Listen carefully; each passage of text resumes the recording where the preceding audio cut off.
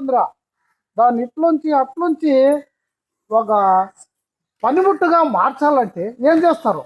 కమ్మరులు అగ్గిలో వేసి బాగా కాలుస్తారు. చూసినారా కొలింపని చేసే కాడ బాగా కాల్చి చుట్టూ తీసుకొని సమ్మెట్లతో కొడతారు. కొడితే అది చెప్తే అట్లా వంగుతుంది. వేల రూపాయలు విలువ చేసే బంగారానికైనా చుట్టి దెబ్బ పడందే అది నగగా తయారయ్యి అందాన్ని ఇవ్వదు. అట్లా మనిషి జీవితం కూడా అంతే. కాబట్టి ఇంకో మాట చెప్పినారు, సమాజంలో బాగుండాల. సమాజం అంటే ఎవరు? మనమందరూ సమాజమే. మనం మాట్లాడే మాట బాగుండాలి. ఏమే మీలాంటి ఒక 10 సంవత్సరాల పిల్లలు అట్లా పోయేవాళ్ళు మాట బాగా మాట్లాడినారనుకోండి, మిమ్మల్ని చూసి చెడ్డగా మాట్లాడే కూడా మారుతారు.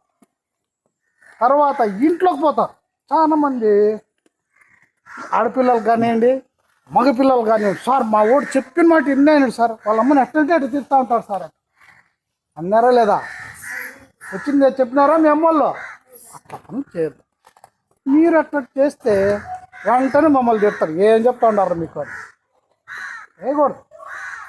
ఇంకా తర్వాత ఇంట్లో తల్లిదండ్రులతో గౌరవంగా ఉండాలి, కుటుంబంలో అందరితో అట్లే ఉండాలి.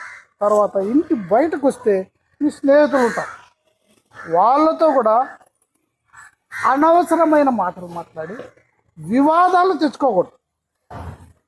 తర్వాత మన పక్కన యువతల అవతల ఇరుగు పొరుగు చుట్టుపక్కల సమాజం ఉంటుంది. అంటే మన పెద్దోళ్ళు, మనకంటే చిన్నోళ్ళు, తర్వాత ఇంకా రకరకాలు ఉంటారు. ఆడోళ్ళు, పుల్లోళ్ళు, మగవాళ్ళు అందరితో కూడా గౌరవంగా మెలగడం కూడా ఒక కళ. అది కూడా ఒక విద్య. అందరూ 100 మార్కులు తెచ్చుకొని అందరూ డాక్టర్లు, ఇంజనీర్లు అయిపోయి అంత సూదులు తీసుకొని రోడ్లలో నిలబడరా. ఏం చేస్తారు? గౌరవంగా మెలగడం నేర్చుకున్న వాడే మంచి విద్యావంతుడు.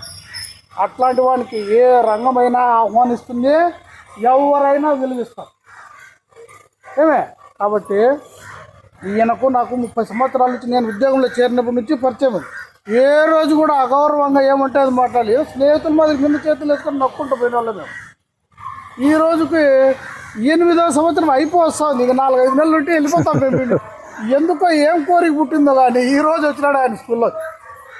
సార్ నేను ఏదన్నా పిల్లలకి ఇస్తాను, పిల్లలకు ఏదన్నా ఇవ్వాలనుకున్నాను. చూడండి మీ ముఖాలు, మీ కళ్ళు అందరివి చూస్తూ ఉంటే ఏదో ఆ పిల్లలు చూడండి ఏందో ఆలోచన చేస్తూ ఉంటారు. ఏందో చెప్తా ఉండరు వీళ్ళని ఒక ఉత్సాహంతో చూసినట్లుండరు. ఆ ఉత్సాహమే ముందు తరాలకి దారి చూపేటట్లు ఉండాలనేదే మన జవహర్లాల్ నెహ్రూ గారి కోరిక. మీరందరూ వాళ్ళ కోరిక మేరకు మంచి విద్యను అభ్యసించి, ముఖ్యంగా మంచి క్రమశిక్షణతో ఈయన చెప్పినట్లు సమాజంలో కానీ, కుటుంబంలో కానీ, స్నేహితులతో కానీ అందరితో మంచి పేరు తెచ్చుకొని మంచి గౌరవం సంపాదించుకుంటారని చెప్పి ఆశిస్తూ మన గంగాధర్ గారిని ఏదాన్ని చేసే కార్యక్రమం చేయమని కోరుకుంటాం. మీరే